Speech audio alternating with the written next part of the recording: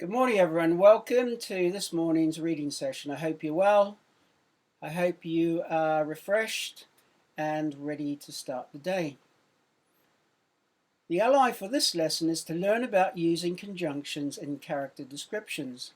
Most people are very familiar with using conjunctions like and, because, so, which is a really good starting point.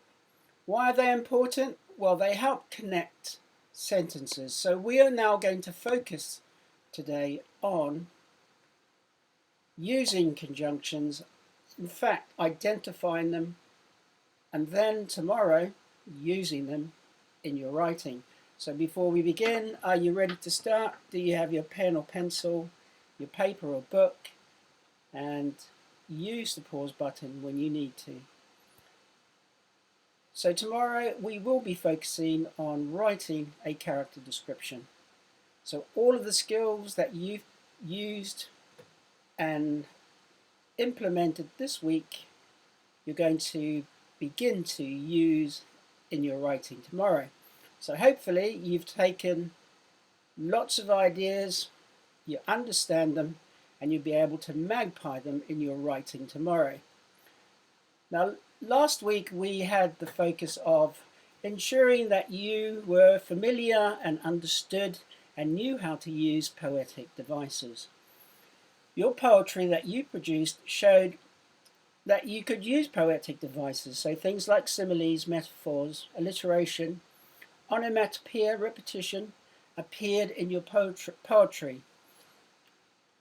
So tomorrow you will use a similar set of skills, but for writing. So tomorrow you should be able to write using adjectives to describe nouns. Hopefully you will have remembered some fronted adverbials that you've seen and used this week. Adverbs we talked about yesterday, words that end in ly, although not all adverbs end in ly. Everyone who did the apostrophe for possession quiz, most of you got those correct. So what does is not look like if you use an apostrophe for possession, or what does could not look like if you use an apostrophe for possession? Conjunctions we'll focus on today. But you can see coordinating conjunctions are simple. You've used them in your writing before. And, but, yet, so. And then subordinating is just a different type of conjunction, which could be because and when. We'll find out more about those in a moment. Similes you're already familiar with. And in actual fact, you could use metaphors as well. And commas in the list, we've looked at that in the reading. So you know that if you have a list of things, after each item, each noun, you put a comma if there's more than two. So let's get on to the lesson. So this is a recap. So these are features of character description. True or false? Character descriptions are set out in verses. You can write T or you can write F. Number 2, which sentence contains an expanded noun phrase? You can write 1, 2, or 3. As a member of the Justice League, she defends peace and equality. Number 2, Spider-Man does not have a specific weakness. Or number 3, on her wrist she has metal indestructible bracelets. So 1, 2, or 3, which one of those is an example of expanded noun phrase? Number 3, which sentence does not contain a fronted adverbial phrase? So look at that very carefully. You can write 1, 2, 3, or 4. I'm not going to read that one out. I'm going to get you to look very carefully which one has a fronted adverbial phrase. So the key word in that question is fronted. Number 4, which sentence shows the correct use of apostrophe for possession?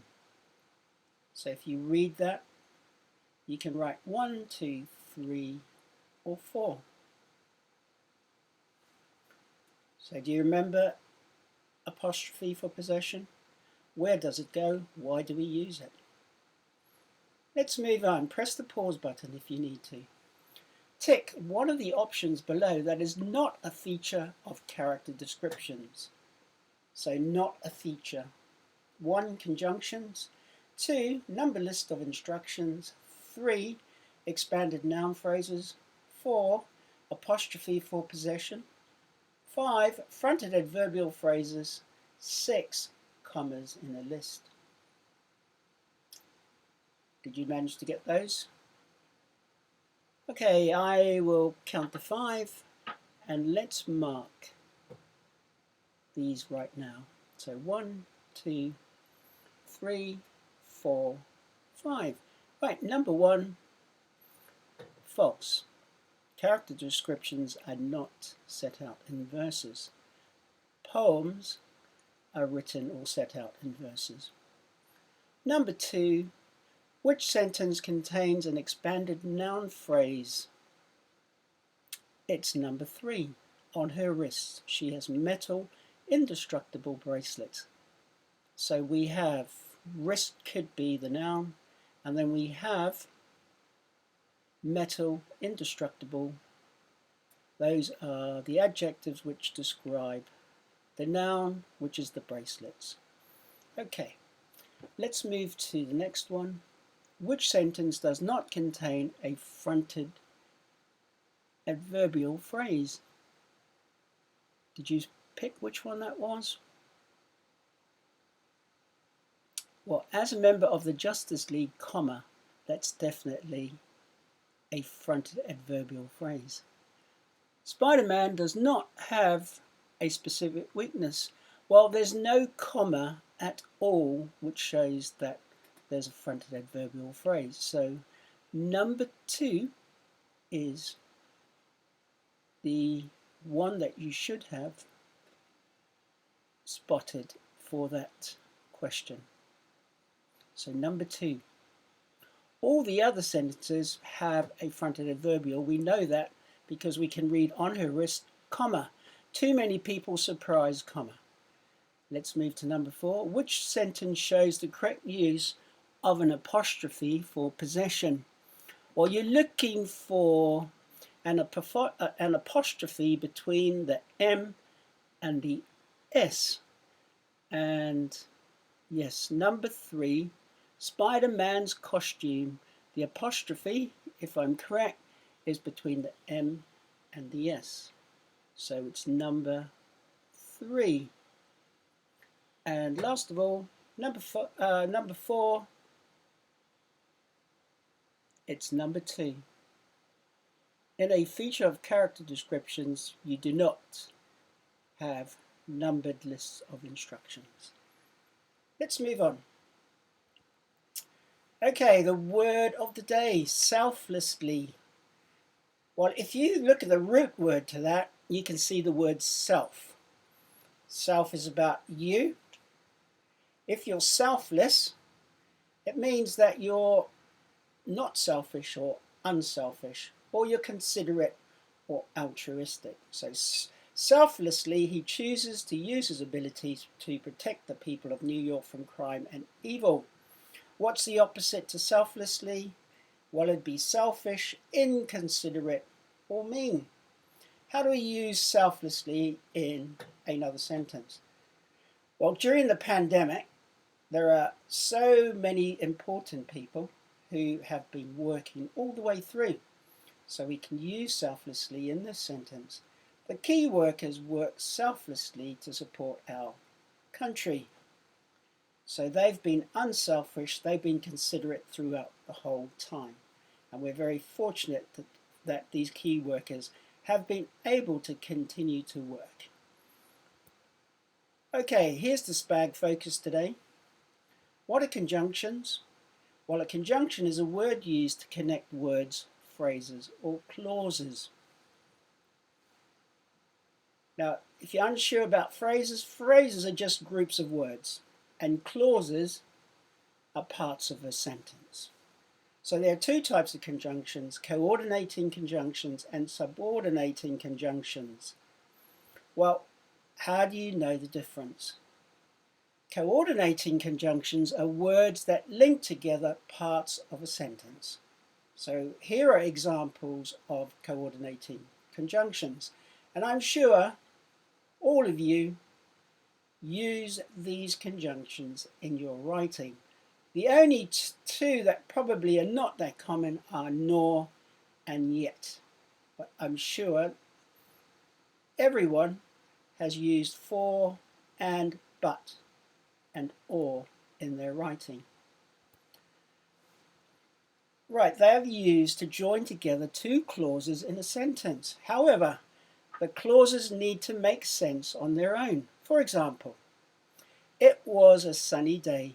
I played outside. We can join those two sentences or link them by using the conjunction so. So we can take the full stop away after sunny, add a comma, insert the conjunction so, and then add I played outside. So we now have an expanded sentence here. It was sunny, comma, so I played outside. Normally we can spot a coordinating conjunction because it comes after a comma, but it isn't always the case. Most coordinating conjunctions have a comma before them. So there you go. Now, what about subordinating conjunctions? Subordinating is quite a difficult word. And what does that really mean? Well, a subordinating clause is part of a sentence that adds additional information to the main clause. Now, a main clause normally has a noun, or we call it a subject, and it has an object in it as well. So I packed my umbrella because it was raining. Right, I would be the subject and the object will be the umbrella. So we can use because as it adds more information to the sentence. We can always switch it around and say because it was raining, comma, I packed my umbrella. Now that's a good example of a subordinating conjunction. As you begin to write more, these will become more familiar and you'll feel more comfortable with being able to use either coordinating or subordinating. Even if you don't really understand the definition, you'll understand how to use them and when to use them. Okay, so here are some other subordinating conjunctions, and I'm sure some of you have used because in a sentence before, but you never realized it's called a subordinating conjunction. If you just call it a conjunction, that's perfectly okay. So you can use any of these subordinating conjunctions to add additional information to a clause or part of a sentence. Let's move forward. Here's an example of a text, and the words highlighted in blue are, yes, you're right, they are conjunctions. So Superman is a friendly, adventurous superhero, comma, but many people don't realize his real name is actually Mr. McNamara. Following in his father's footsteps, he wears a smart navy suit and a yellow tie. Now notice here, and does not come after a comma. So if you remember the rule, sometimes the coordinating conjunction will come after comma, but not always. So most of the time, yes, but not always. So you have to remember those simple rules. And you can see further down where and is used as a coordinating conjunction, and it does not follow a comma. So most of you I've seen naturally do that anyway. So you don't put a comma before and. And that is a rule. If you put and, you do not have a comma before it. So you can see the examples in this passage. Let's move to the next page and see if you can look and analyze the text. I've highlighted it again. You can see the subordinating conjunction at the beginning. So one of his most fascinating powers is the ability to travel back in time, because he can collect precious historic artifacts never seen by modern humans. Now remember, a subordinating contraction adds additional information. So what additional information has been added to the main clause? Well, we've got fascinating powers is the ability to travel. That is the main clause. What else has been added to that? Well, it tells us that he can collect precious historic artifacts never seen by modern humans. So subordinating clauses, I'm sure most of you use because naturally anyway.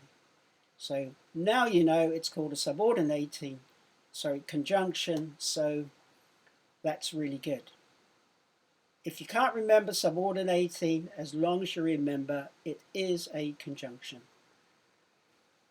And as you can see further down the text, I've highlighted as, if, or, so, and the most interesting one at the bottom, however, comma. So we have a conjunction at the beginning of the sentence. So it's not linking two parts of a sentence, it's actually at the beginning. However is a conjunction. So these are things that you try and magpie, you try and use, try to remember them, and then you try and use them in your writing. So however, his most notorious nemesis is the mighty mood Hoover, since he continually tries to suck the positivity out of classrooms.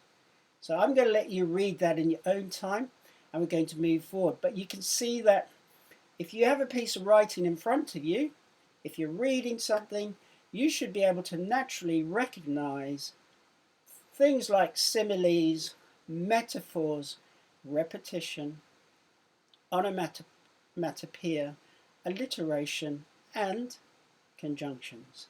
These are skills that you should naturally use whenever you're reading or writing. They all go together.